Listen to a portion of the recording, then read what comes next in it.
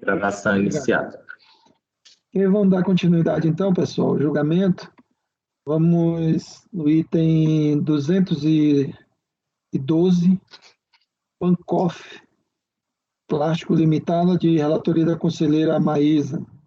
Com a palavra, conselheira. Então, presidente, esse é um caso de multa, eu tinha até já convertido ele em diligência antes. Essa multa isolada por compensação, ou ressarcimento, pedido de compensação ou de ressarcimento. No caso aqui, o fisco, quando ele fez, né, quando tem lá no despacho, no auto de infração, ele identifica, ele só identificava os números, às vezes o Renan até vai lembrar, ele falou, Maísa, tem um aqui que é pedido de compensação, o resto tudo é ressarcimento, por causa do 3zinho aqui do Perdecomp, que a gente identificou.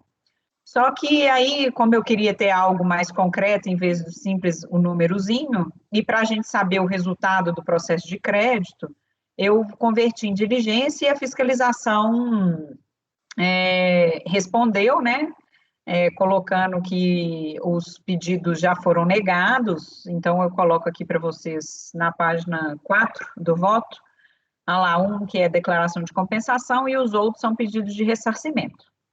Em relação ao que é pedido de compensação, e considerando que tem um pedido de compensação no meio, eu fiz primeiro uma proposta de resolução para aguardar o julgamento do Supremo Tribunal Federal, que é exatamente sobre essa matéria. Então, a minha proposta é de sobrestar o julgamento do processo até o trânsito em julgado do RS 796939. Enfim, não é igual ao caso de ICMS na base de cálculo do PIS e da COFINS, que normalmente a gente sobresta, né? Mas, para mim, é a mesma razão, com base no artigo 1035, parágrafo 5º do CPC, que reconhecida a repercussão geral, o relator do Supremo determinar a suspensão do processamento de todos os processos pendentes, então, há essa determinação aqui no caso, eu coloco aqui para vocês na resolução, e aí, então, com base na aplicação subsidiária, essa determinação foi feita no dia 24/10/2016, pelo relator do DCRE, que eu estou dizendo para vocês. Então, com base nisso, eu estou propondo o sobrestamento.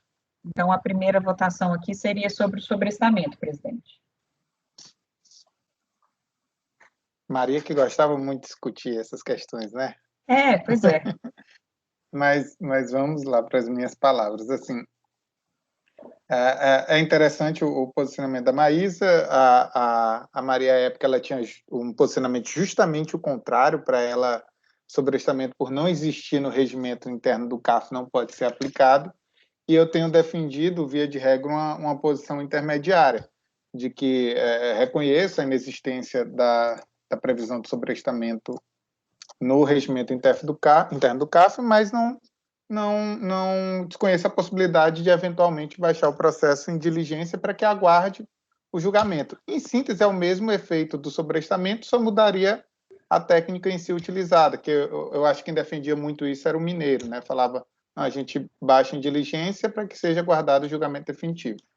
E o que eu tenho sempre colocado nesses processos, quanto ao sobrestamento para julgamento no RE, em todos os casos que a gente julgou, é que tem que ser pesada, é uma questão muito principiológica, né? É o princípio da eficiência em si, talvez também o da oficialidade da administração pública, que tem que impulsionar esse processo a uma solução. E o que importa nesses casos, em cada caso concreto, né, em cada caso especificamente para mim, é se o processo em si realmente está em vias de ser solucionado, porque a gente pode, se a gente começar a sobrestar a todos os processos que eventualmente possa ter uma decisão do STF relativa a um tema, a gente pode, daqui a algum tempo, estar sobrestando grande parte do estoque do CAF. E eu acho que não é isso que se propõe a administração pública. E nesse caso aqui, Maísa, eu acho que não tem o processo não está pautado para julgamento, não tem uma data prevista. Ele foi incluído, até eu coloquei aqui, uma das, eu coloquei para você essa nota de rodapé aqui, Renan. Cadê? Conforme o extrato de andamento no Supremo, o processo foi incluído no calendário de julgamento do dia 10 de dezembro de 2020. juntamente com a DI, que trata da mesma matéria, que é a 4905. Só que não tem informações adicionais depois disso. Eu até coloco aí para vocês qual que é o extrato de andamento, mas, teoricamente, ele já foi incluído na pauta. Só que ele não tem, eu não tenho nenhuma informação adicional. Entendi. Leva um pouco que pode ser colocado em breve também, né? Mas isso aqui é muito abstrato. A gente sabe que isso aqui não significa muita coisa, né? Essa questão de ter... É muito diferente do caso de CMS na base de cálculo, né? Que a gente tinha já um primeiro julgamento, estava para ser modulados os efeitos, né? Eu acho que é um pouco diferente desse caso aqui. Anterior já estava sendo... Já tinha sido apreciado e já existia uma expectativa de solução. Eu lembro que até certa vez eu discuti com a Maria, quando para esses casos eu falava em sobrestamento, nessa questão da eficiência em si. A gente não pode pensar em tomar uma decisão aqui que vai ser modificada daqui a 10 dias, daqui a um mês. Mas, por outro lado, a gente também não pode ficar eternamente esperando um julgamento que a gente não tem uma certeza se vai acontecer em um prazo razoável. Eu acho que para esse caso aqui específico, Maísa, eu acho que eu iria contra o subestramento para a gente julgar, e aí, se for o caso, no futuro, o contribuinte pode pleitear isso judicialmente. O problema é impulsionar a máquina pública. Eu entendo, tanto que eu nem fui aqui muito enfática na proposta de sobrestamento, porque eu entendo, eu sei o que vocês falam. Para mim, aqui a gente está numa atividade jurisdicional, tal como é a atividade lá do judiciário, a gente está dentro de um processo e a gente foi atingido por essa ordem de sobrestamento dos outros, né, do Supremo. Mas eu entendo a posição da Maria, não tem uma posição expresso no regimento. Inclusive, no mérito, quando a gente adentra no mérito, eu tenho dificuldade de afastar a lei, por exemplo, com uma arguição de inconstitucionalidade do Tribunal Regional, que já teve julgamento pelo TRF4, por exemplo, julgando inconstitucional. Só que a gente não tem essa previsão no regimento de afastar. Então, nem na lei, né, o decreto 7235, artigo 26A. Então, ao mesmo tempo que eu entendo, não tem uma previsão no regimento, eu entendo que tem a previsão do CPC. O 1035, ele nos resguardaria nesse sentido. Mas eu entendo a sua preocupação, vai ter que aguardar eternamente, não tem a previsão do julgamento. Nesse caso, teve essa previsão do julgamento de ser em 2020, só que, como é pauta virtual, eu não sei como que ficou isso, se foi retirado de pauta, porque não tem informação depois no extrato de andamento. Então, eu estou só observando agora que é 2020, né? Nós estamos em 2021. Eu não tinha nem observado isso. Não, foi em dezembro do ano passado. Foi a indicação, foi julgada. Eu estou te falando porque, assim, eu dei uma aula em 8 de dezembro e estava falando, não, está na pauta de julgamento, então eu sabia disso. Só que aí eu fui olhar, não achei nada. Então, fica uma situação realmente, e aí? Foi incluído, foi julgado, vai ser julgado, alguém pediu vista? Eu não sei. Entendi. Ok. A proposta de sobrestamento e resolução, né? Mas... seria nessa primeira ideia de sobrestar uma resolução. Aí tá aí, por isso que eu fiz 1 e 2. Ok, então vamos votar, né? Conselheiro Silvio Renan, como vota? Bom, presidente, como eu já fiz minhas considerações, eu vou abrir divergência. Eu entendo que o tema deve ser julgado, tendo em vista que não há previsão de julgamento do tema pelo STF. Ok. Conselheiro Marcos Roberto, como vota? Eu vou acompanhar a divergência, vou deixar só registrado aqui um posicionamento que eu já tenho há algum tempo, né? Eu até vou me alinhar um bocado ao que o Silvio colocou, porque eu sempre fui contra, vamos dizer assim, sobrestar por conta dessas pendências de decisão judicial, pelo impulso do processo da máquina pública, né, como a própria Maísa mencionou. Mas eu acho que com essa colocação do Silvio, eu vou até flexibilizar mais esse meu posicionamento, que de fato eu acho que se tiver determinada matéria na iminência de ter um julgamento, né, apesar de não haver essa previsão regimental de sobrestamento, eu acho que eu vou flexibilizar um pouco mais esse meu posicionamento, mas eu sou a favor do impulso da máquina pública e a gente julgar sim, tá? Então eu vou acompanhar a divergência. Ok. Conselheira Cíntia, como vota? Bom, Eu sempre acompanhei o posicionamento pelo sobrestamento, né, quando existe a pendência de julgamento, eu acompanho a relatora. Tá. Conselheiro Jorge Cabral, como vota? Eu acompanho a divergência. E Renata Bilim, como vota? Como falou a conselheira relatora, acho que é bem razoável invocar o Código Civil aqui, até por o processo civil, até porque ele se aplica subsidiariamente ao processo administrativo, de acordo com a nova dicção de 2015, e até bem razoável da forma como a conselheira colocou, por isso eu acompanho. Até por uma questão de eficiência e eficácia e para que a máquina pública não seja abarroada, como o judiciário já é, por uma coisa que está... Eu sei que a iminência não é amanhã, mas o negócio foi pautado há 4 meses atrás. Quer dizer, 5, né? Nós estamos em maio. Então, a probabilidade de retorno com maior rapidez, tendo em vista a colocação em pauta em dezembro, eu analiso jurisprudência do Supremo já há alguns anos, então a tendência de que isso seja julgado ainda esse ano é grande. Então, por essas razões, eu acompanho a relatora.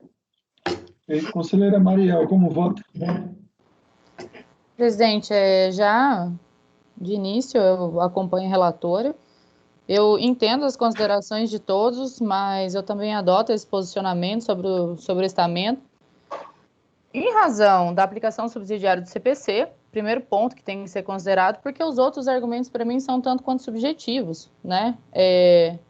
Deixar à mercê de uma análise do que é considerado iminência ou não do julgamento no STF, eu acho que é um tanto quanto temerário. Até por uma maior segurança, justamente para evitar esse abarroamento do judiciário que a gente vê. E outra, assim, porque é muito imprevisível, né? No último ano, o Supremo praticamente choveu decisão tributária, né? Foi feita basicamente uma reforma indireta, né? Dentre todas as decisões, a maioria foi tributária. Então, eu acompanho a relatora. Ok. Eu vou acompanhar a divergência, tem a mesma posição que de Silvio Renan. Bem? Então, ficou pelo voto de qualidade, tá, presidente? Uhum. Acordo dos membros colegiados pelo voto de qualidade em rejeitar a proposta de sobrestamento do processo até o trânsito em julgado do RS 796939, tema 736 do Supremo Tribunal Federal. Vencidas as conselheiras Maísa, Cíntia, Renata e Mariel. Designe. Designado o conselheiro Silvio Renan do Nascimento Almeida. Okay. Então, agora, entrando no 2, o que acontece aqui, gente? A gente tem 4 pedidos de ressarcimento e um pedido de compensação. Então, para os pedidos de ressarcimento, eu estou aplicando a retroatividade benigna porque a disposição do artigo 74, parágrafo 15º, da Lei 9.430, que é o que previa essa multa isolada no caso de pedido de ressarcimento, ela foi revogada expressamente pela Lei 13.137 de 2015. Aí, aplico a retroatividade benigna com base no artigo 106.2A do CTN e coloco aqui reiterada jurisprudência aqui do Conselho aplicando essa retroatividade benigna. Aí, coloco para vocês. Então, nesse sentido, cabe ser cancelada a exigência fiscal referente à multa isolada aplicada aos pedidos de ressarcimento, e aí eu identifico os números. Por sua vez, quanto à exigência remanescente referente ao pedido de compensação, sustenta recorrente a inaplicabilidade da multa lançada, julgada inconstitucional em decisão do TRF4, na arguição de inconstitucionalidade aí 5007, 416, etc. A meu ver, a melhor solução nesse caso seria aguardar o julgamento do recurso extraordinário, 796.939, no qual, juntamente com a da ação direta de inconstitucionalidade 4.905, a validade da referida multa será julgada com efeito indiscutivelmente erga omnes. Contudo, tendo saído vencida na proposta de sobrestamento, cabe adentrar na alegação da recorrente. Então, primeiro, não pode afastar não pode reconhecer inconstitucionalidade com base na súmula CARF 2. Contudo, em seu recurso, o que buscava a empresa era que fosse aplicada a decisão proferida em sede de arguição de inconstitucionalidade pelo TRF4. Não obstante a ampla discussão doutrinária quanto aos efeitos passíveis de serem atribuídos aos incidentes de inconstitucionalidade proferidos em sede de controle difuso de constitucionalidade, a pretensão da recorrente cabe ser negada. Isso porque a vedação de deixar de observar leis sob fundamento da inconstitucionalidade tem específicas hipóteses de exceção trazidas pelo artigo 26A do Decreto 7235, dentre as quais não se encontra decisão proferida em incidente de arguição de inconstitucionalidade por tribunal regional. Aí eu coloco para vocês quais que estão lá, né? Então, que é por isso que a gente aplica do Supremo, essas da dispensa de apresentar recurso, etc. Nesse sentido, considerando que o contribuinte apenas se respalda na necessidade de se afastar a multa face à sua inconstitucionalidade declarada em sede de incidente por Tribunal Regional Federal, cabe ser mantida a exigência da multa isolada quanto à declaração de compensação número tal. Então, ante o exposto, eu voto no sentido de cancelar a exigência fiscal referente à multa isolada aplicados aos pedidos de ressarcimento com foco na retroatividade benigna e negar provimento ao recurso voluntário. É como voto, presidente. Ok. Algum questionamento? Não? Conselheiro Silvio Renan, como voto? Com a relatora. Conselheira Marisa, conselheiro Marcos Roberto, como voto? Com a relatora. Conselheira Cíntia, como voto? Com a relatora. Conselheiro Jorge Cabral, como voto? Com a relatora. Renata Bininho, como voto? Com a relatora. Conselheira Mariel, como voto? Com a relatora. E eu também acompanho a relatora. Então, ficou no mérito, por unanimidade de votos, em cancelar a exigência fiscal referente à multa isolada aplicada aos pedidos de ressarcimento com foco na retroatividade benigna e negar provimento ao recurso voluntário. Ok, ótimo. Então vamos para o próximo, né? É o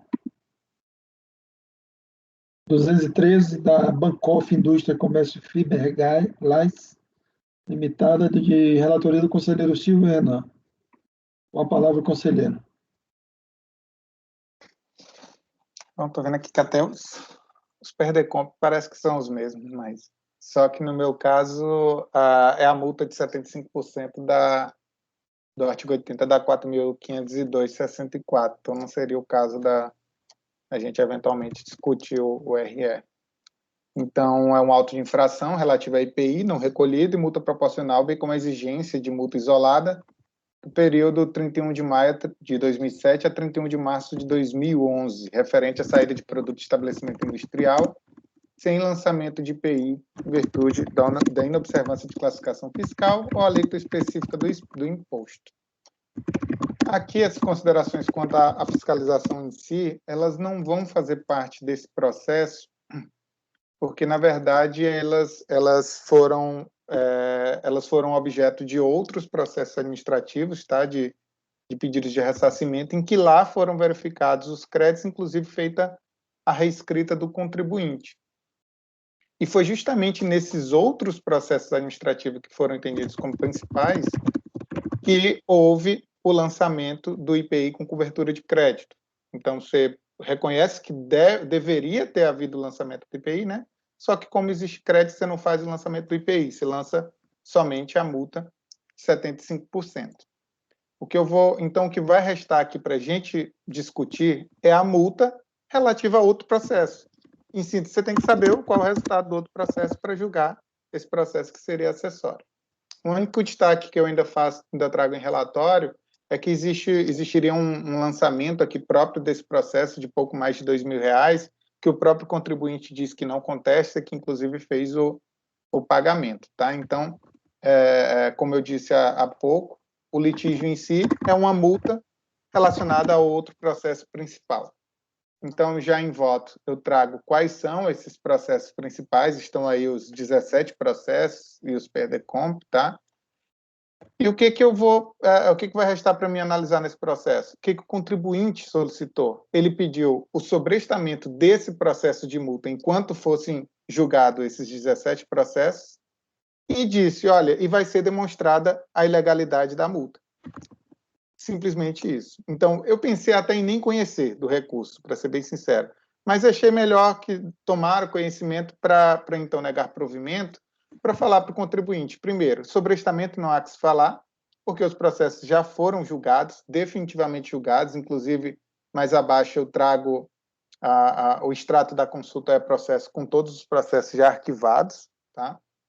Então, não achei nem que seria necessária uma eventual diligência para comprovar a decisão definitiva em sede administrativa. Trago também no voto o acórdão dos processos principais, foi um lote de repetitivos de relatoria do Rosaldo Trevisan, em que lá foi negado o provimento ao recurso voluntário, tá? Então, tendo sido negado o provimento aos processos principais, é pertinente o lançamento de IPI, portanto, também pertinente o lançamento realizado nesse processo da multa de 75%. E finaliza simplesmente dizendo que não há que se falar em cancelamento da multa, já que o contribuinte não trouxe os argumentos específicos à multa de ofício do artigo 80 da Lei 4.502, mas apenas afirmou de forma genérica a ausência de irregularidades, que não restou comprovado nos autos dos processos de ressarcimento. Pelo exposto, voto por negar provimento a recurso voluntário. Como voto? Tá ok. Alguma dúvida? Não? Como vota? Renan, essa é multa de 75%? O que é a multa? Desculpa, porque eu não... multa de 75%. Pelo não recolhimento. Pelo não recolhimento, compensação não homologada? Na verdade, não lançamento. Deixa eu abrir de novo. Tem o... Desculpa, porque na hora que você falou 75%, eu fiquei assim, qual multa de 75% de compensação? Artigo 80 da 4.502. Não é de compensação, não, é lançamento. Ah, tá.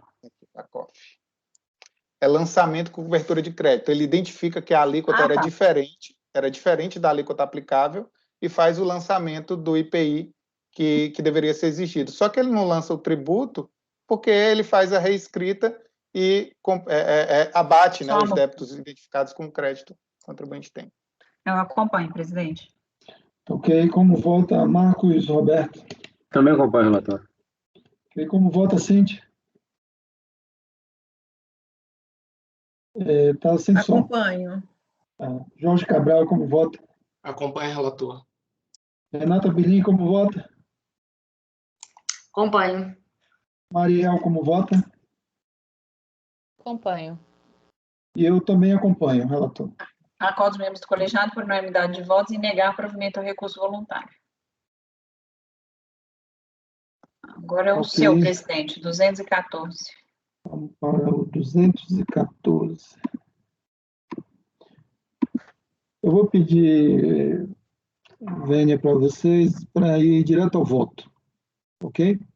Se a gente está aqui no voto, eu faço uma explanação do caso também. O recurso voluntário tempestivo, o nome da empresa é Industrial Arbores, item 114 da pauta. O recurso é tempestivo e atende demais requisitos previstos em lei, pelo motivo pelo qual deve ser conhecido. Trata o presente processo de auto de infração de IPI dos períodos de apuração de 1 de 2012 a 31 de 5 de 2012, decorrente de procedimento fiscal no qual foram glosados créditos de IPI sobre compras no período. Em seu recurso, a autuada apresentou contestação quanto às glosas de IPI relacionadas com os produtos óleo diesel e farinha de trigo, que tiveram como motivação para a autuação o fato de que o primeiro não faria parte do processo produtivo a justificar a utilização de crédito e o segundo produto porque o mesmo estaria sujeito a alíquota zero na aquisição e, portanto, não geraria direito a crédito. No que se refere ao primeiro item, óleo diesel, percebe-se que a recorrente pleiteia que os dispêndios com essa fonte energética utilizada no processo produtivo seja computado no cálculo do IPI apurado no período. Em que pese os argumentos da recorrente, para efeito de IPI, entendo que tais dispêndios não são passíveis de cálculo de reconhecimento de crédito, posto que os mesmos não se enquadram como matéria-prima ou produto intermediário, vez que não são consumidos diretamente no contato físico com o produto em fabricação ou sofram em função da ação exercida efetivamente sobre o produto em elaboração, alterações tais como desgaste, o dano ou a perda de propriedades ou químicas, propriedades físicas ou químicas nos termos do artigo 226, decreto 7.212/2010, RIP 2010, e parecer normativo 65/79. É que eu cito aqui a legislação, né? Tem-se que somente se caracterizam como matéria-prima e ou produto intermediário os insumos empregados diretamente na industrialização de produto final, ou que, embora não se integrem a este, sejam consumidos efetivamente em sua fabricação, isto é, sofram, em função de ação exercida efetivamente sobre o produto em elaboração, alterações tais como o desgaste, o dano ou a perda de propriedade física ou química. A contrário senso, não integrando o produto final ou não havendo o desgaste decorrente do contato físico ou de ação direta exercida sobre o produto em fabricação, o insumo não pode ser considerado como matéria-prima ou produto intermediário, para efeito de IPI. Esse mesmo entendimento é compartilhado pela Secretaria da Receita Federal, expresso no parecer 65/79. Aqui tem o trecho aqui. É necessário ler, né? É mais ou menos o mesmo conteúdo. Diante disso, entendo não ser cabível o creditamento de IPI sobre despesa / custos com óleo diesel utilizado, vez que, para fim de apuração desse imposto, esse produto não se enquadra como matéria-prima ou produto intermediário, devendo, por isso, ser mantido o lançamento resultante dessa glosa operada pela fiscalização. No que concerne ao creditamento de IPI sobre produtos adquiridos com alíquota zero, a impossibilidade de creditamento decorre da própria sistemática não cumulativa desse imposto, aquela que tem por finalidade limitar a incidência tributária nas cadeias de produção e circulação mais extensas, fazendo com que, a cada etapa da cadeia, o tributo somente incida sobre o valor adicionado nessa etapa. A não cumulatividade se materializa por meio da previsão de creditamento nas aquisições antecedentes de uma cadeia de produção / comercialização. Se não há incidência na etapa antecedente, pela lógica da sistemática, não há direito a creditamento, a não ser que haja um claro propósito do legislador no sentido de incentivar uma determinada atividade. Porém, mesmo nesse último caso, o benefício deve ser expressamente previsto em lei. No tocante ao contido no artigo 11, Lei 9.779/99, que a recorrente afirma supostamente autorizar o creditamento do IPI de matéria-prima, produto intermediário ou material de embalagem adquiridos com alíquota zero ou isentos, tem-se que o dispositivo não faz menção a um insumo adquirido com alíquota zero ou isento, mas sim ao produto final fabricado e vendido. Assim, o referido dispositivo não se aplica o caso. Aí eu coloquei aqui no rodapé esse artigo 11, né? E o saldo credor do IPI, né, acumulado entre cada trimestre, decorrente de aquisição de matéria-prima, produto intermediário, material de embalagem aplicado na industrialização, inclusive produto isento ou tributado a alíquota zero, que o contribuinte não puder compensar com o IPI devido na saída de outros produtos, poderá ser utilizado de conformidade com o disposto do artigo 73 e 74 da Lei 9.430/96, observadas as normas expedidas pela Secretaria da Receita Federal, Ministério da Fazenda. Então, esse alíquota zero que ele cita aí não é na entrada, é na saída, né? Então, continuando aqui. A matéria sob análise também já se encontra pacificada no CAF pela súmula CAF número 18. A aquisição de matérias-primas, produto intermediário, material de embalagem, tributado a alíquota zero, não gera direito a crédito de IPI. A súmula CAF, de observação obrigatória pelo membro deste Conselho, conforme dispõe no artigo 72, anexo 2 do RICAF, aprovado pela Portaria 343, de 9 de junho de 2015. Assim, nesse aspecto, a pretensão da recorrente não merece ser acolhida. A recorrente também alega o caráter confiscatório da multa atuada de 75%, bem como respeito ao princípio da capacidade contributiva ou outros princípios constitucionais. Essas argumentações, por se constituírem em matérias que somente o Poder Judiciário é competente para julgar, consoante a Constituição Federal, artigo 97, 102, inciso 1, A3 e parágrafos 1º e 2º, não podem ser analisadas pela turma desse colegiado. Neste sentido, inclusive, a súmula CAF número 2 determina que o CAF não é competente para se pronunciar sobre a inconstitucionalidade de lei tributária. Por fim, o pedido de diligência também deve ser indeferido, haja vista que já constam nos autos elementos suficientes a fim de se decidir a questão de mérito posta quanto ao direito de creditamento sobre óleo diesel e trigo, nos termos do artigo 18, decreto 70.235/72. Nada a retocar, portanto, na decisão recorrida. Dentro do exposto, voto no sentido de negar provimento ao recurso voluntário. Esse é o voto. Alguma dúvida? Não?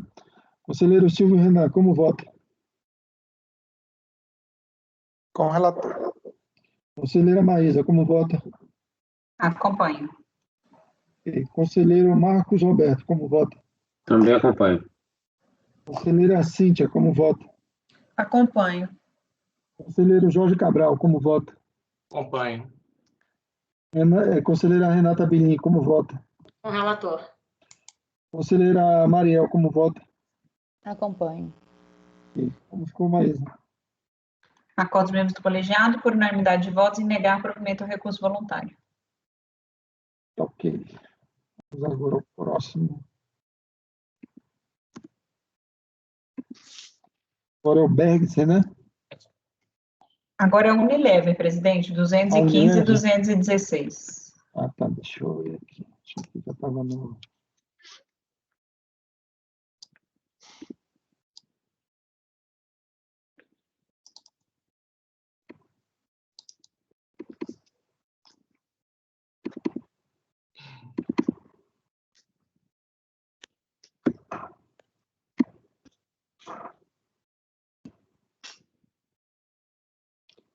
O saldo do credor de IPI, eu acho que foi consumido, né? Que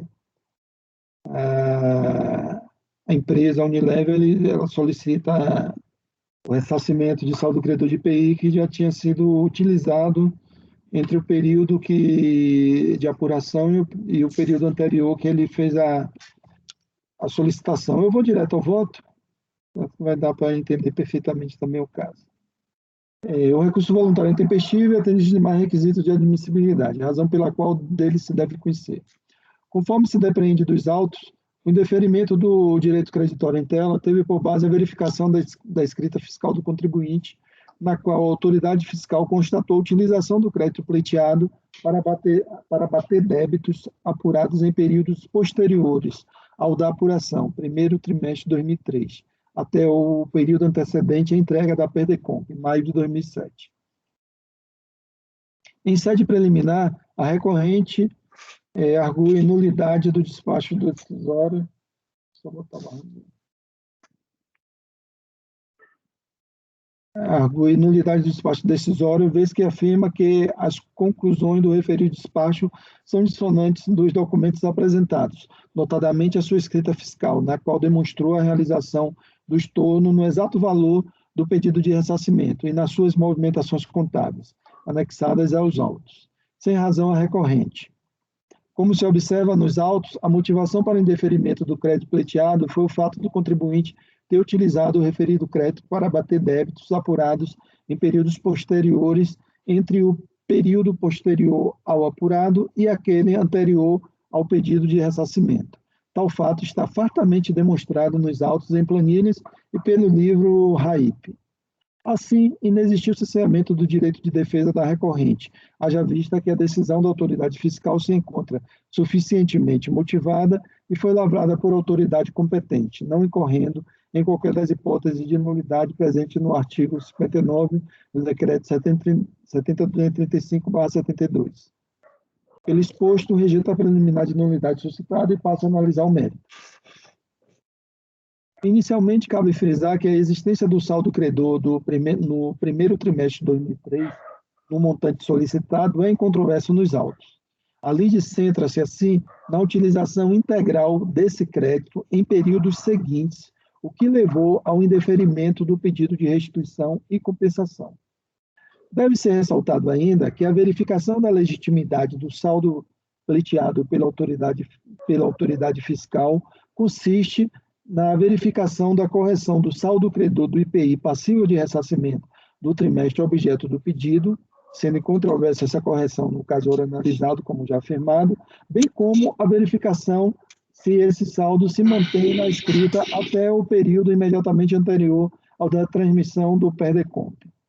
Isso porque, se constatar que esse saldo credor foi utilizado nesse meio tempo para abatimento de débitos apurados, ele exaure-se não mais ensejando o ressarcimento pretendido, pois, caso contrário, o deferimento do pedido representaria uma utilização em duplicidade desse saldo credor original. No caso concreto, o que ocorreu foi exatamente isso. Observa-se nos autos, sobretudo no demonstrativo de apuração após o período do ressarcimento, anexo ao despacho decisório, que a partir do período de apuração do crédito, primeiro trimestre de 2003, o saldo credor apurado no período se reduz a zero no primeiro decêndio de junho de 2003, constituindo-se esse o menor saldo credor que o período de apuração do pedido e entre o período de apuração do pedido e o período anterior ao pedido de ressarcimento, maio de 2007. Isso significa dizer que todo o crédito apurado no período de primeiro trimestre de 2003 foi consumido em períodos posteriores para abater débitos apurados nesses períodos, não restando o que ressarcir ao contribuinte. Assim, quando transmitido o PERDECOMP em maio de 2007, já não havia qualquer montante a ser ressarcido referente ao saldo credor pleiteado. Abaixo são reproduzidas as planilhas de apuração, nas quais fica evidente a utilização do crédito pleiteado. Certo? Então, aqui mostra o total do crédito, 79 mil, e o saldo, menor saldo credor aqui zero, em junho de 2003. Então, continuando, cumpre ressaltar que todos os valores informados pela autoridade fiscal nas planilhas constantes no despacho decisório decorreram de informações prestadas pelo próprio contribuinte nos documentos eletrônicos transmitidos, PERDECOMP, lastreadas em escrituração fiscal. Em sua defesa, a recorrente não contesta os valores apurados pela autoridade fiscal, tampouco procurou provar que não tinha usado seus créditos no período. Apenas sustenta que, após transmitir o pedido de ressarcimento em maio de 2007, imediatamente efetuou o estorno do mesmo montante na sua escrita fiscal, o que demonstraria a disponibilidade do crédito pleiteado. Nessa argumentação, equivoca-se a recorrente, pois o fato de efetuar o estorno de valor equivalente na data do pedido consiste em uma obrigação legal que garante a não utilização do crédito pleiteado dali para frente, mas não garante que o mesmo não foi utilizado em período anterior, notadamente entre o período de apuração do crédito e aquele imediatamente anterior à solicitação do crédito. Como já afirmado, o saldo credor, para estar apto para o ressarcimento, deveria estar íntegro durante todo esse período e não poderia ser utilizado para abater débitos apurados pela empresa em períodos subsequentes, o que de fato ocorreu no presente caso, como anteriormente demonstrado. Ademais, é entendimento pacificado neste colegiado que cabe à recorrente o ônus de provar o direito creditório alegado perante a administração tributária, conforme consignado no CPC de 73, vigente à época e adotado de forma subsidiária na esfera administrativa. A obrigação de provar o seu direito decorre do fato de que a iniciativa para pedido de ressarcimento sendo contribuinte, cabendo à fiscalização, a verificação da certeza de liquidez de tal pedido por meio de realização de diligências, se entender necessárias, e análise de documentação comprobatória apresentada. O artigo 65 da revogada IN 900/2008 esclarecia. Tem um conteúdo aí. Ressalte-se que normas de semelhante teor constam em legislação antecedente, conforme IN 210 de 2002, IN 460 de 2004 e IN 600 de 2005. Restando comprovado nos autos que a recorrente não possuía saldo credor de IPI ressarcível disponível no período de primeiro trimestre de 2003, impõe-se o não reconhecimento do direito creditório pleiteado e a não homologação da compensação. Diante do exposto, voto no sentido de negar provimento ao recurso voluntário. É como voto. Algum questionamento? Ô Pedro, eu estou olhando aqui, então está dando para confirmar, porque ele juntou os registros de apuração do IPI. Então, com base nesses livros aqui que ele juntou, ele já tinha aproveitado o crédito no próprio período, é isso? Não tinha saldo para ressarcimento. Peraí, você está sem mudo, áudio. Pedro. Está mudo, Pedro. Mas ele utilizou depois, mas foi Ele no próprio período. usou, ele usou em períodos seguintes, né? Entre o período do... Ele foi da jogando aplicação para do frente esse crédito crédito. e o período e um período anterior à transmissão do PERDECOMP, certo? Aí ele utilizou para bater débitos. Ah, tá. Então, ele utilizou na escrita normal. Exato. Ele foi utilizando na escrita e depois ele ainda fez o estorno em 2007. Aí ele disse que fez o estorno, mas aí ele já fez o estorno de outros créditos que ele possuía depois desse período, né?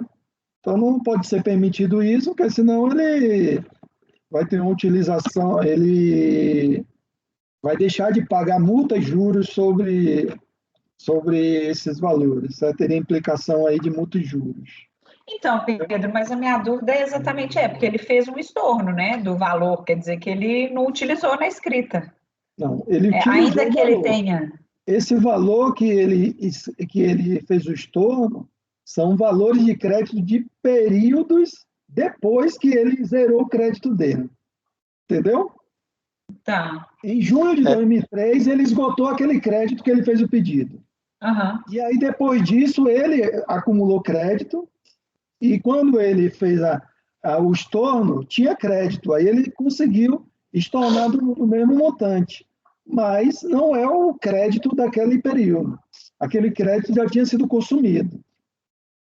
É justamente esse o ponto. Mas o SCC-IPI ele trabalha um pouco diferente do PIS e COFINS. Assim, o controle de crédito PIS e COFINS, o contribuinte ele tem um controle próprio que ele vai armazenando o crédito por competência. Olha, da competência fevereiro do ano tal, eu tenho 10 mil. E existe um bloco dentro da FD hoje em dia que ele vai acumulando aqueles créditos. E ele sabe a competência de cada crédito que ele está lá acumulando, se não me engano, no bloco I. Então, ele tem todo um acúmulo específico.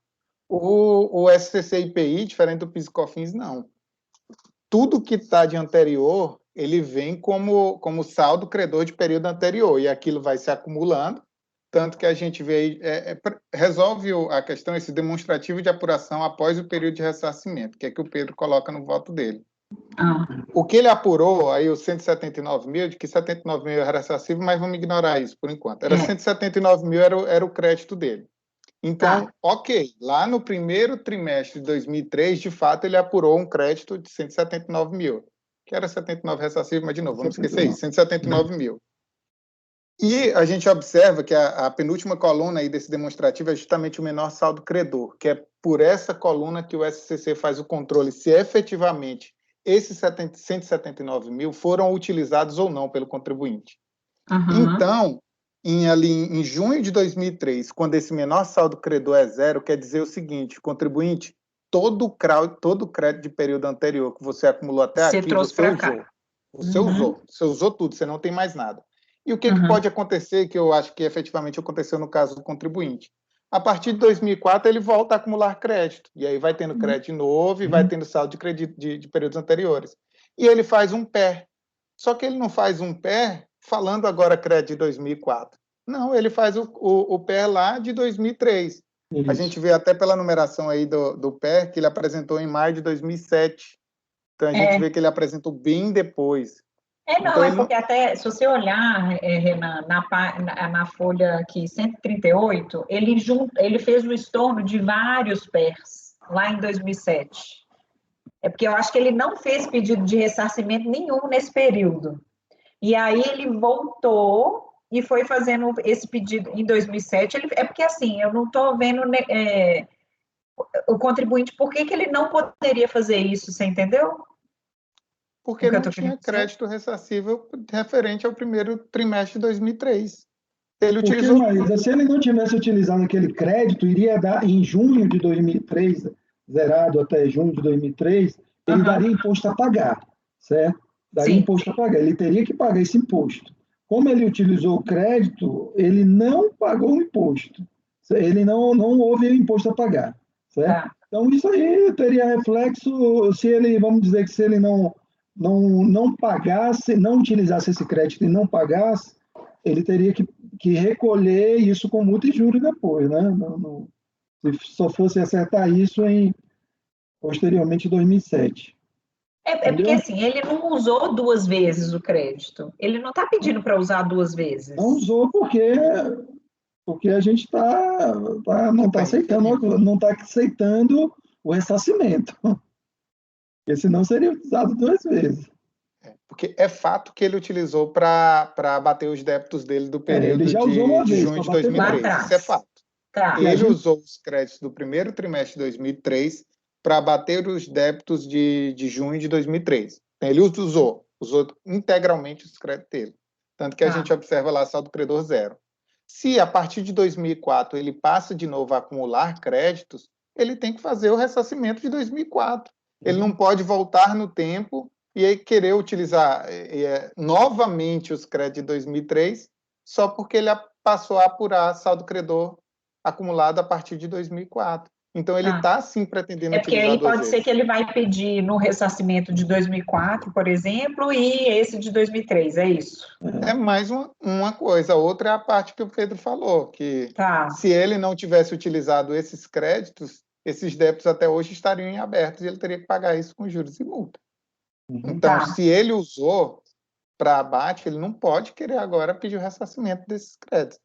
Essa é a base do controle de crédito de IPI. Se a gente violar isso aqui, o caos vai reinar. Não, eu entendi. Eu só estava tentando entender, porque normalmente quando eu olho esses aqui, eu olho a questão do estorno. Os meus processos dão mais problema pela falta de estorno.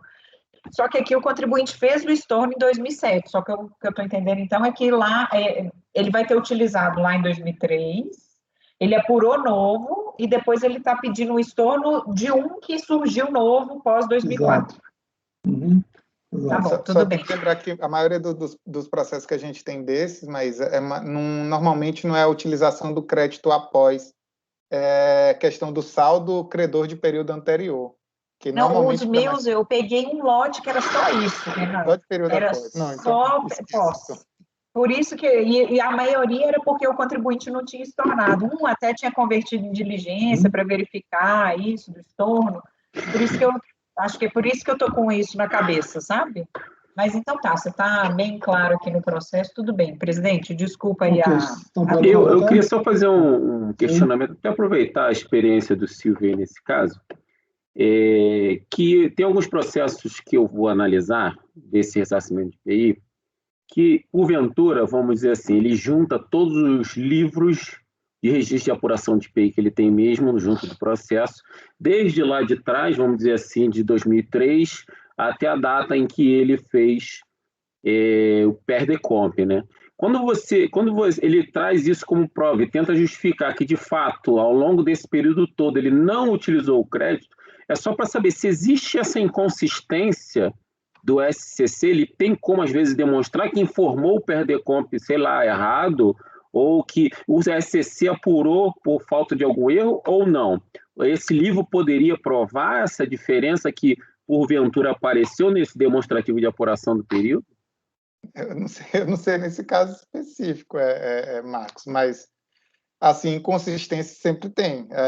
O próprio campo estorno no PERDECOMP tem 2 campos estorno diferentes. Tem um que sensibiliza um tipo de crédito. Enfim, eu tenho até um manual que de vez em quando eu dou uma lida de novo para lembrar isso. Mas para esse caso aqui do Pedro, especificamente... Não, o caso do Pedro está ok, eu entendi claramente, inclusive ele nem trouxe as provas que o Pedro mesmo está mencionando, ok, né? Eu não estou nem entrando no mérito desse caso do Pedro, que está claro. É só porque já teve casos comigo que tinha ele apresentando provas, eu até baixei em diligência no caso desse para que fosse analisado. Mas... Inconsistência é sempre possível, até porque o SCC ele trabalha não só com informação própria dele, mas ele também trabalha com informação do contribuinte, e o contribuinte também tem plenas possibilidades de prestar uma informação equivocada. Em alguns eu também já tenho entendido por baixar em diligência, isso faz parte, mas aqui no caso do Pedro, o contribuinte não traz nada, né? Não, nesse caso aqui eu não estava na dúvida, é só para ver se eu estava fazendo os procedimentos certos quando eu baixei em diligência, que eu interpretei assim, exatamente nesse caso. Tá bom, é só para me ajudar aqui nas minhas análises. Obrigado. Então, ok, então, podemos votar, né? Já votou, presidente? Não, estou doida. Não, votou não. Não votou não, perdão, eu que anotei aqui. Vai lá. Conselheiro Silvana, como vota? Com o relator. Conselheira Maísa, como vota? Acompanho. Conselheiro Marcos Alberto, como vota? Também acompanho. Conselheira Cíntia, como vota? Acompanho. Conselheiro Jorge Cabral, como vota? Acompanho. Conselheira Renata Bilim, como vota? Acompanho. Conselheira Mariel, como vota? Acompanho. Acordo dos membros do colegiado por unanimidade de votos em negar provimento ao recurso voluntário. É igual ao 216, presidente? É igual, exatamente. Deixa eu só confirmar aqui.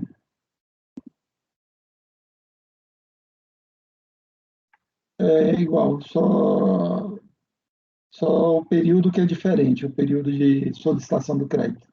Beleza. Ok? Então, você aplica o mesmo caso. Então, apliquei aqui o mesmo resultado. Deixa eu só abrir aqui agora o Bergsen. É Bergsen agora, né? Isso. Só abrir, só um minuto.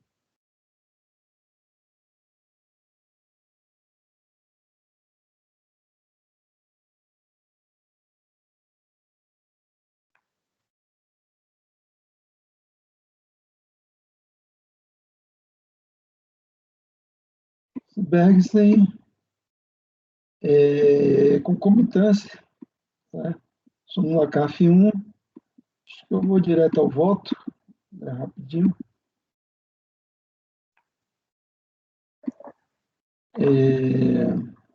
O recurso tempestivo, porém, não atende a todos os requisitos de admissibilidade, uma vez que se verificou a concomitância de discussões com o mesmo objeto no âmbito administrativo judicial, não devendo, por isso, ser conhecido, como a seguir se demonstrará.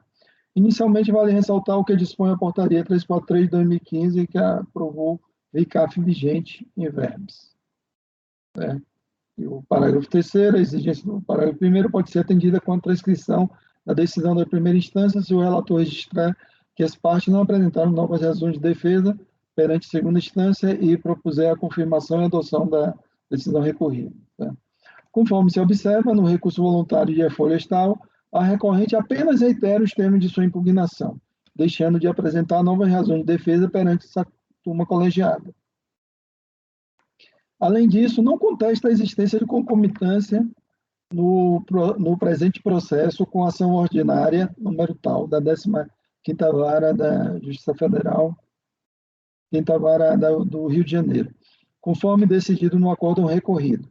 Assim, em vista do dispositivo acima transcrito e o fato de eu concordar integralmente com os fundamentos do acórdão recorrido, o regimento me faculta a utilização da fundamentação da decisão de piso como as minhas razões de decidir no presente voto, motivo pelo qual passo a reproduzi-la.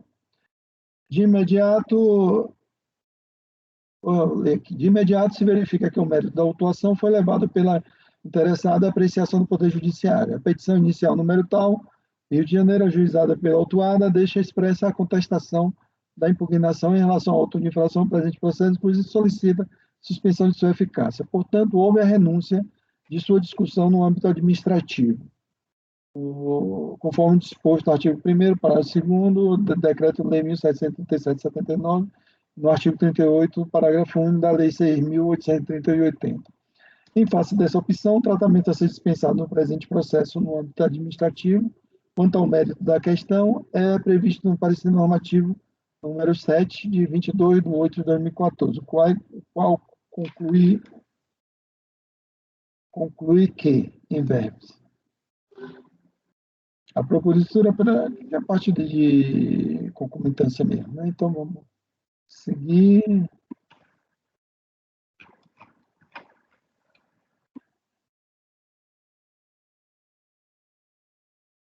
Este é, inclusive, o entendimento do CAF, né? Porta em renúncia à instância administrativa, tal. Vou continuar aqui. Verifica-se que o disposto na linha E estabelece a renúncia ou desistência da instância administrativa, quando da propositura da ação judicial pelo contribuinte com o mesmo objeto da atuação. No presente caso, em razão de parte dos argumentos ofertados na peça de defesa tem se caracterizado a situação de que trata a linha A da conclusão do parecer normativo 7 de 2014. Assim sendo, incumbe a esta autoridade julgadora a observância do disposto na linha E do ato administrativo em menção para, em não conhecendo dessa parte da impugnação, declarar a definitividade da exigência formada por meio do auto de infração integrante desse processo. Forte nas razões do acórdão recorrido acima exposto, o recurso voluntário não deve ser conhecido. Diante do exposto, voto no sentido de não conhecer do recurso voluntário. Ok? É um auto de infração, né, aqui de multa por não prestação de informação mesmo, também. E ele discute justamente esse auto de infração no processo judicial. Isso não há dúvida. O próprio auto, né? O próprio auto, isso. Ele questiona o próprio auto, o mérito do auto. Ok? Alguém quer mais algum esclarecimento? Então, conselheiro Silvio Renan, como vota? Acompanha o relator. Conselheira Maísa, como vota? Presidente, eu olhei aqui, realmente recurso voluntário não traz nada. Eu ia te perguntar exatamente isso, se o que está sendo discutido nessa ação ordinária, se é o próprio auto, e sendo o próprio auto, então eu vou acompanhá-lo. Ok. Conselheira Cíntia, como vota? Eu acompanho. Marcos, conselheiro Jorge Cabral, como vota? Acompanha o relator. Presidente. Calma. Opa, Marcos. pulei Marcos. Desculpa, Marcos. Conselheiro Marcos Roberto, como vota? Sem problemas. Eu acompanho. E conselheira Cíntia, como vota? Acompanho. Conselheiro Jorge Cabral, como vota? Acompanha o voto do relator. Conselheira Renata Bilim, como vota? Acompanho. Conselheira Mariel, como vota? Acompanho, presidente. Ok, então. Acordo os membros do colegiado por unanimidade de votos em não conhecer do recurso voluntário.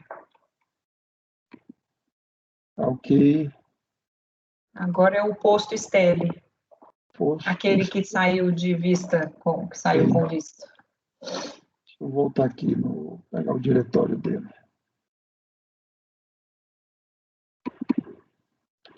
Stelle Neves.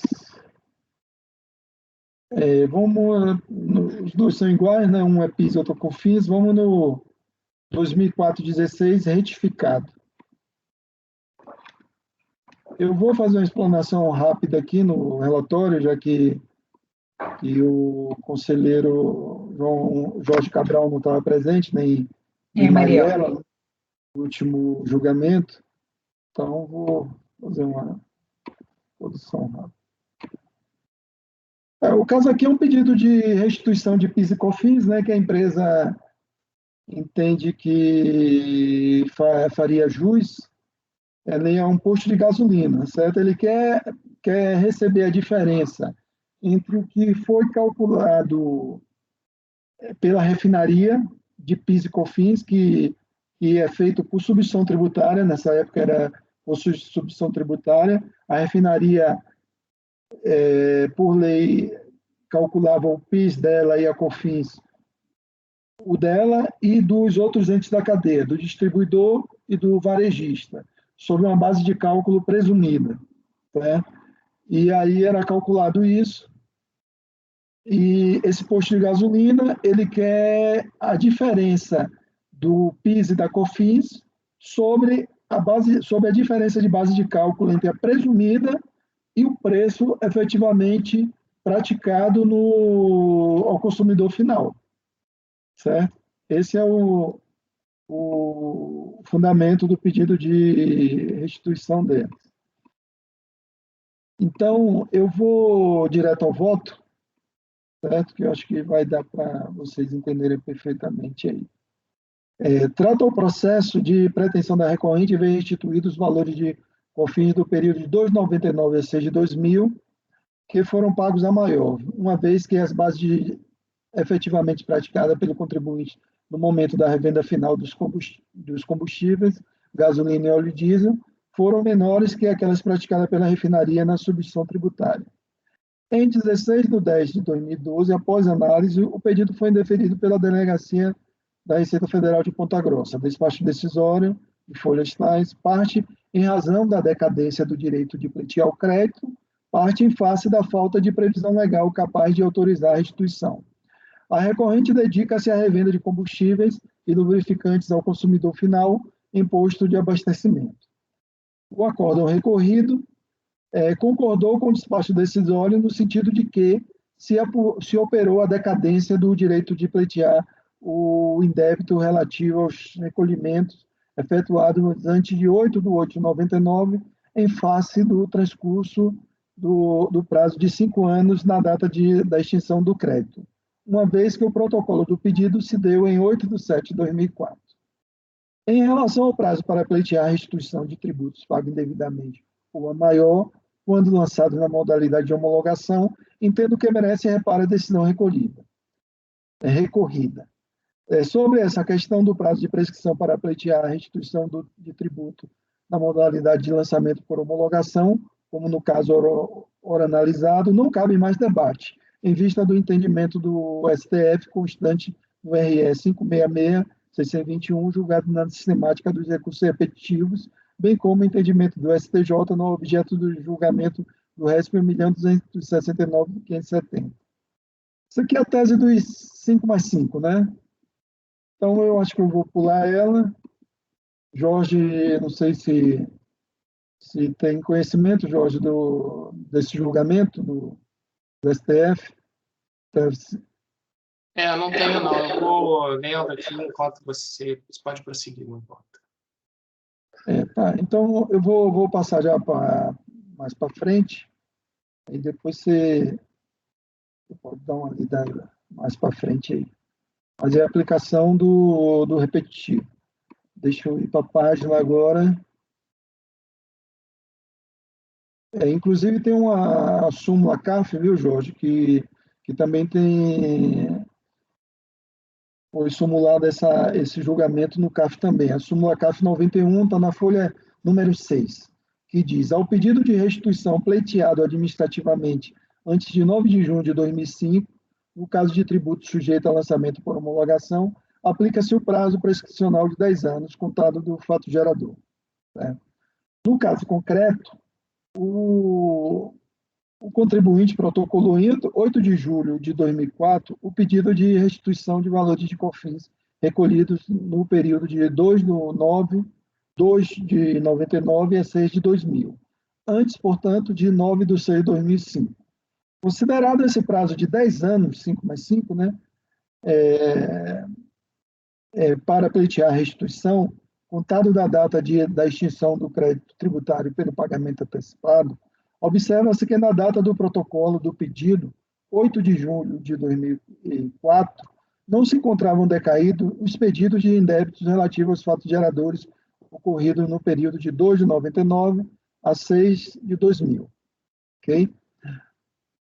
No mérito, o contribuinte pleiteia, aí no mérito foi a questão que eu tinha lido todo o voto, tal, e Maísa fez uma pesquisa e encontrou um RE que foi julgado na sistemática do repetitivo e, segundo ela, poderia se aplicar o caso, e aí foi que Silvio Renan pediu vista, né? Eu já adiantando aqui, que eu esqueci de falar no final, eu refiz meu voto, né? Então, esse voto aqui já é o voto retificado. Então, continuando. No mérito, o contribuinte pleiteia crédito relativo ao pagamento dos tributos COFINS e PIS pela compra de gasolina e óleo diesel, conforme previsto no artigo 4º da Lei 9.718, nas operações que julga ter pago tributo maior. Explica que, com o advento da Lei 9.718/98, foi instituída a modalidade de substituição tributária para as contribuições em comento, ficando a cargo das refinarias o recolhimento das mesmas durante o período de 1 de 2 de 99 a 30 de 6 de 2000, com bases de cálculo presumidas bem maiores que as efetivamente praticadas pelo contribuinte no momento da revenda final dos produtos comercializados. Sobre essa diferença, paga a maior. Deixa eu só tirar essa vírgula aqui. Sob essa diferença paga maior pelos comerciantes varejistas na revenda, é que o contribuinte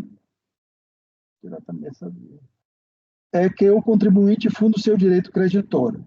Faça-se análise do mérito.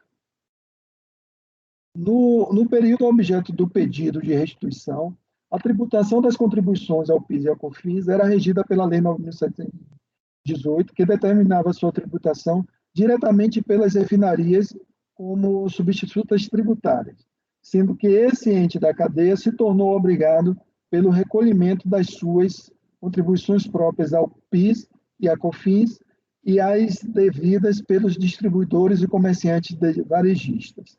A referida lei também estabeleceu a base de cálculo presumida para o efeito de recolhimento da parcela relativa à substituição, tomando como referência o preço da operação de venda da refinaria. Em seu artigo 4º, foram estabelecidos preceitos abaixo transcritos. Então, aqui tem a obrigação, né? O parágrafo único diz que a contribuição será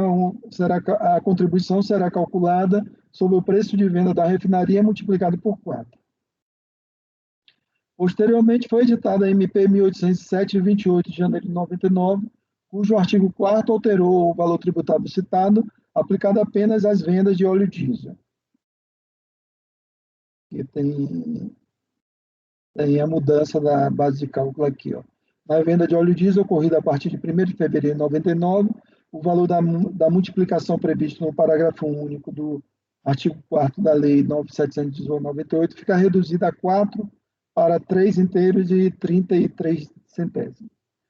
A mesma temática referente à possibilidade de restituição dos valores recolhidos a maior título de contribuição para o PIS e COFINS, mediante o regime de substituição tributária previsto no artigo 150, parágrafo 7º da Constituição Federal e Lei 9.718/98, foi objeto de julgamento na sistemática dos recursos repetitivos pelo STF, Supremo Tribunal Federal, no RE 596-832. No referido julgado, envolvendo contribuinte do mesmo ramo de atividade da recorrente, qual seja, posto de gasolina, o STF firmou a tese que é devida a restituição da diferença das contribuições para o PIS e para a COFINS recolhidas a mais no regime de substituição tributária, se a base de cálculo efetiva das operações for inferior à presumida. Tal entendimento visou evitar o enriquecimento sem causa da fazenda e dar efetividade ao contido no parágrafo 7º do artigo 150 da Constituição Federal. Aí eu coloco na nota de rodapé aqui, ó. A lei poderá atribuir a sujeito passivo de obrigação tributária a condição de responsável pelo pagamento de imposto ou contribuição, cujo fato gerador deve ocorrer posteriormente, assegurada a imediata e preferencial restituição da quantia paga, caso não se realize o fato gerador presumido. Então, continuando.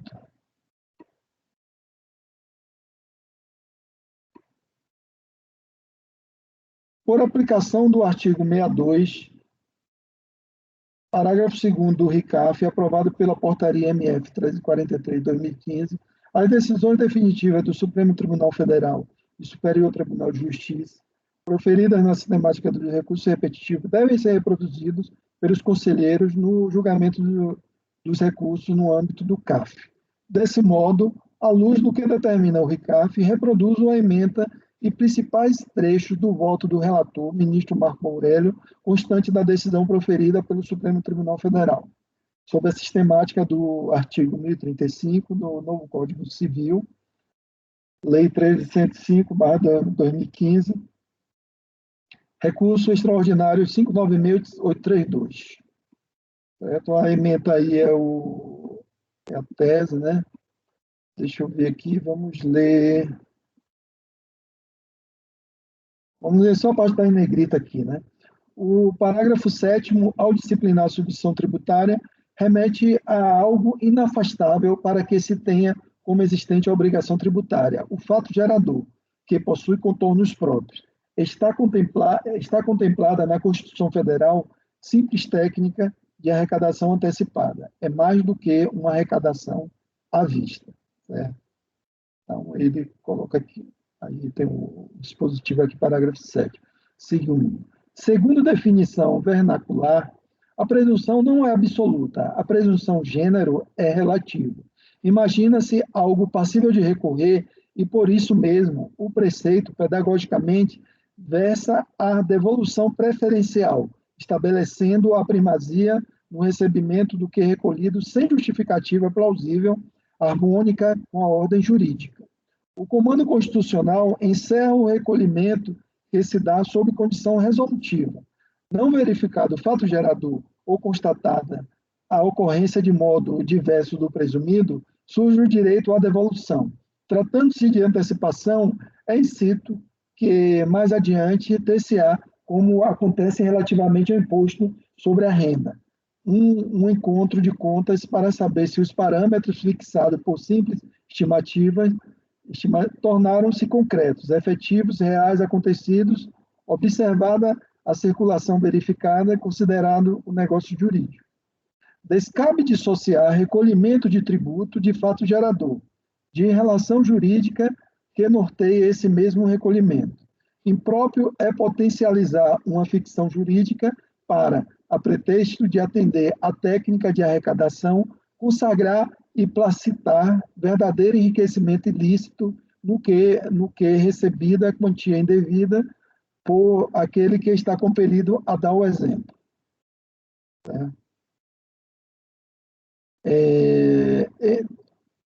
Já tínhamos um repetitivo que foi julgado com relação ao ICMS, que entendia que se não houve o fato gerador, cabia a restituição, mas se houve o fato gerador, não caberia.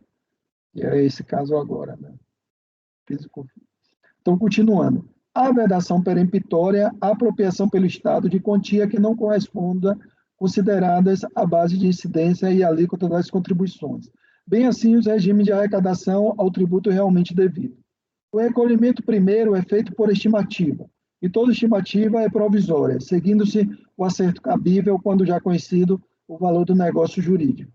Essa é a leitura do Instituto da Substituição Tributária que mais se harmoniza com o texto constitucional e com as balizas norteadores das contribuições em debate. Com esse fundamento, provejo o extraordinário. Proponho a seguinte tese para fim de repercussão geral. É devida a restituição da diferença das contribuições para o PIS e para a COFINS, recolhidas a mais, no regime de substituição tributária, se a base de cálculo efetiva das operações for inferior à presumida. Okay? No caso concreto, a fim de comprovar o seu direito creditório, a recorrente trouxe aos autos o demonstrativo de cálculo do crédito de PIS e COFINS, substituição tributária, sobre combustíveis e notas fiscais de aquisição de combustíveis de folhas 14 a 209. Assim, em vista do aqui explicitado, faz-se necessário que a unidade de origem analise a documentação juntada pela recorrente e solicite, caso necessário, demais documentos para análise da certeza e liquidez do crédito pleiteado de PIS e COFINS pago a maior na sistemática da substituição tributária nos termos discutidos no presente voto.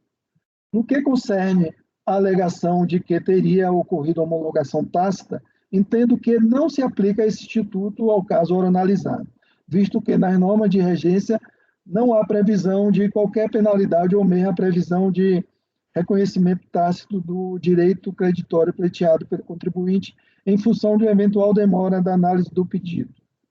A recorrente comete equívoco ao suscitar a norma aplicável às DECOMPs, né, Declaração de Compensações, para embasar as suas afirmações quanto a PER, pedido de restituição, ou seja, o parágrafo 5º do artigo 74 da Lei 9.430 de 96, uma vez que esse dispositivo não deixa dúvida que diz respeito apenas às declarações de compensação, conforme denota o seu conteúdo a seguir transcrito. O parágrafo 5º está aqui, transcrito.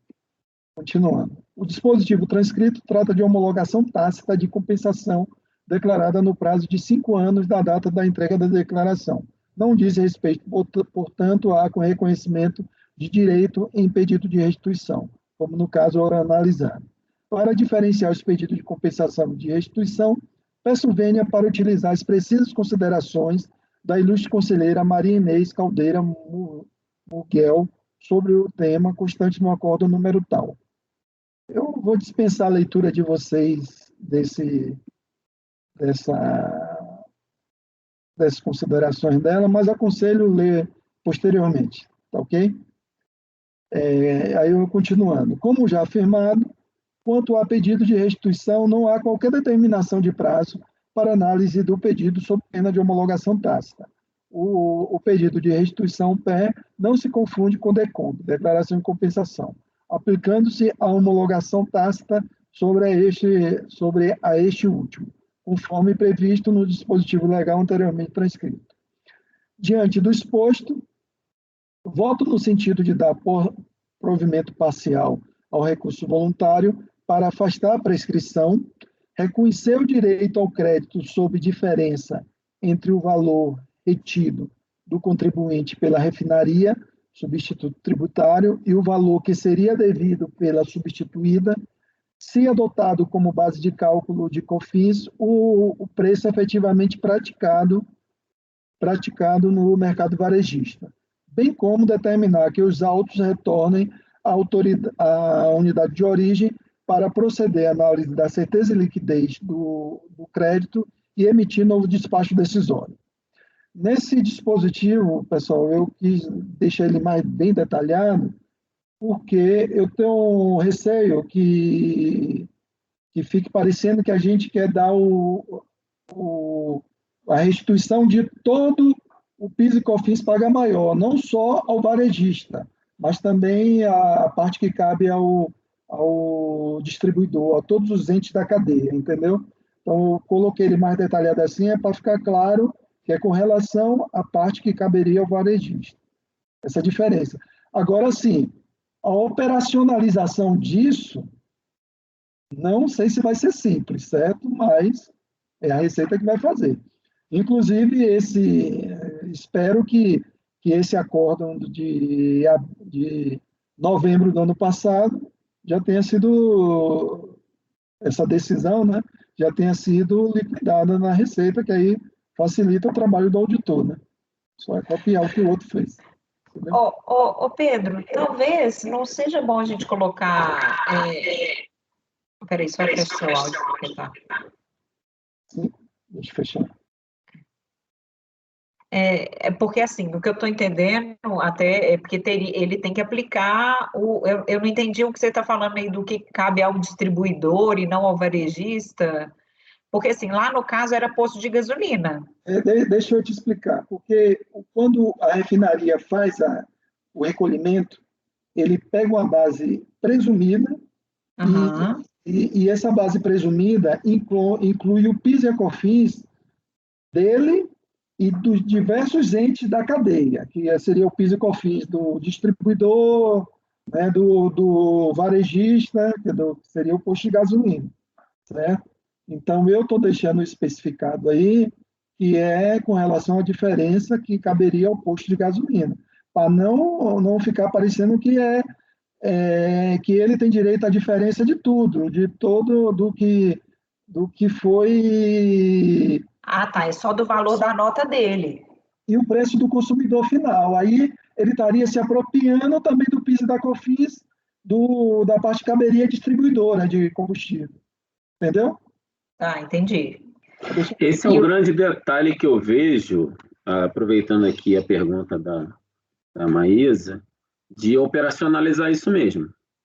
Porque o que a lei lá fala, 9718, é o fato gerador presumido de toda a cadeia. Mas ele não diz quanto por cento seria do atacadista e quanto por cento seria do varejista. Essa é uma grande dificuldade que tem. Esse direito creditório, ele é inquestionável. Se a diferença realmente existe, se o fato gerador presumido na ponta não ocorreu, dá o direito a crédito.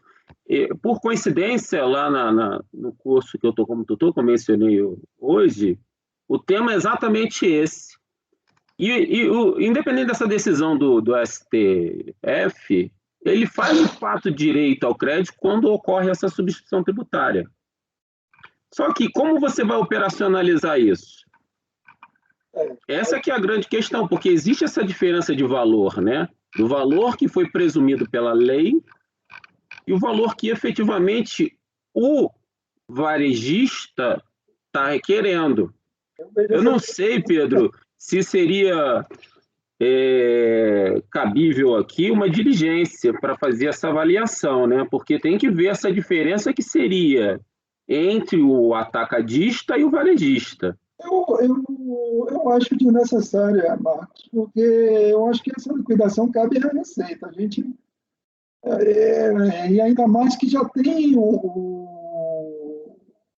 a decisão do STF, né? Que é possível que a Receita já tenha feito caso semelhante, e foram juntados aos autos, a empresa fez uma planilha sobre os créditos que ela julga que tem direito.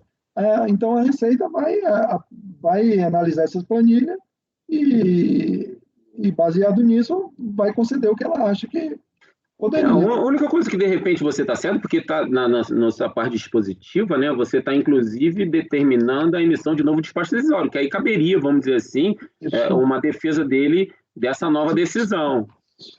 Exatamente. Eu só sugeri porque é uma situação bem delicada essa avaliação, né? Essa avaliação que eu digo de o quantum, não do direito em si, o direito é certo. Vai ser complicado, né? Com a planilha que o contribuinte juntou, mas a decisão do STF tem que ser cumprida, né? Então, a Receita... porque tanto que antes a Receita ela permitia, nesse caso aí, quando era uma venda direta pelo distribuidor, né? Quando não tinha uma cadeia mais longa. E aí agora o que aconteceu foi essa mudança depois, o ruim é que teve muita mudança, né? Mas esse período aí, que é o que a gente está analisando, que é até 30/6/2000,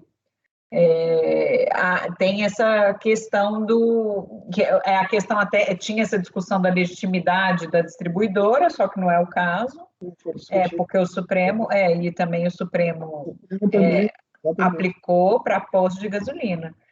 Eu acho que e é isso, é a diferença do mercado, né? É o que o Supremo decidiu. Realmente,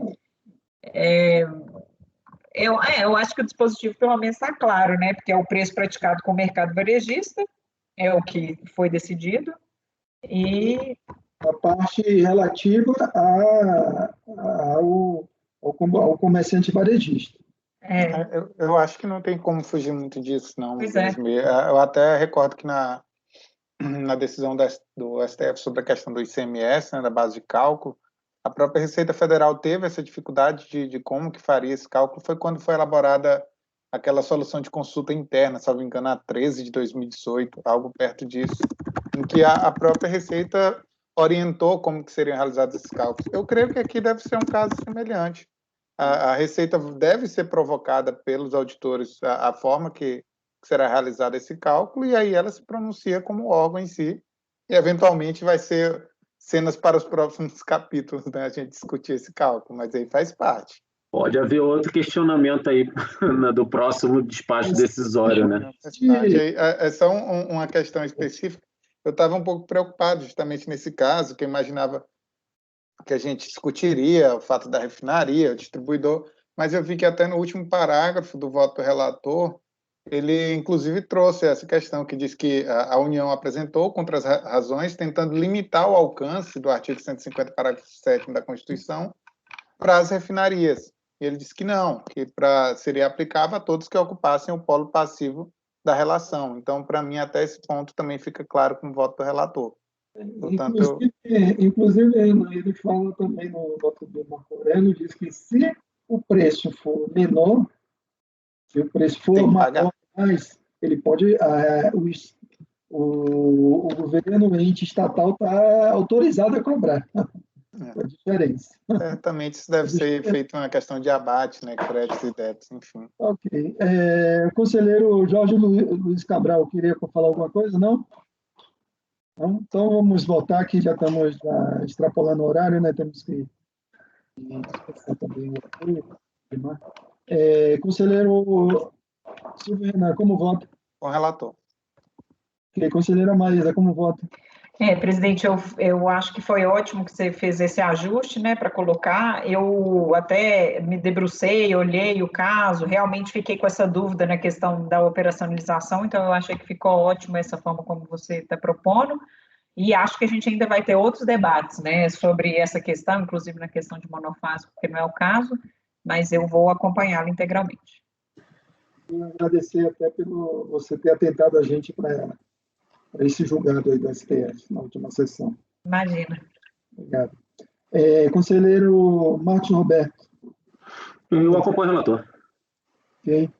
Conselheira Cíntia, como vota? Eu acompanho. Ok. Conselheiro Jorge Cabral, como vota? Acompanha o relator. Ok. Conselheira Renata Binim, como vota? Com o relator.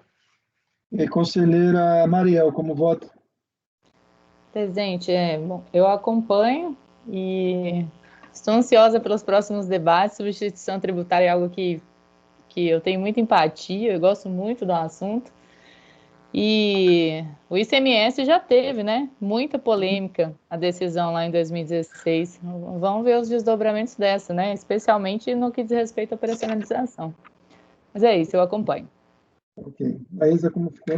Acordo dos membros do colegiado por unanimidade de votos em dar parcial provimento ao recurso voluntário para afastar a prescrição e reconhecer o direito ao crédito sobre a diferença entre o valor retido do contribuinte pela refinaria, substituto tributário, e o valor que seria devido pela substituída, se adotado como base de cálculo da contribuição, o preço efetivamente praticado no mercado varejista, bem como determinar que os autos retornem à unidade de origem para proceder à análise de certeza e liquidez do crédito e emitir novo despacho decisório.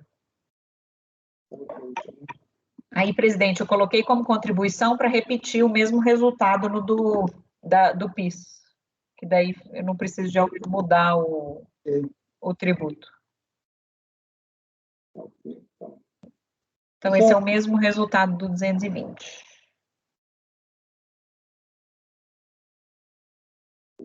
Pela Instituição que está limitado, ok.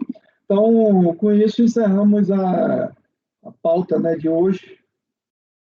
A pauta de manhã não ficou nenhum processo pendente, não, né? Da manhã ficou. Ficou? Ficaram alguns da Renata. Acho que a gente já pode parar a gravação, né, presidente, para liberar o... Então, vamos parar a gravação. Pode parar a gravação, por favor, Fabiana.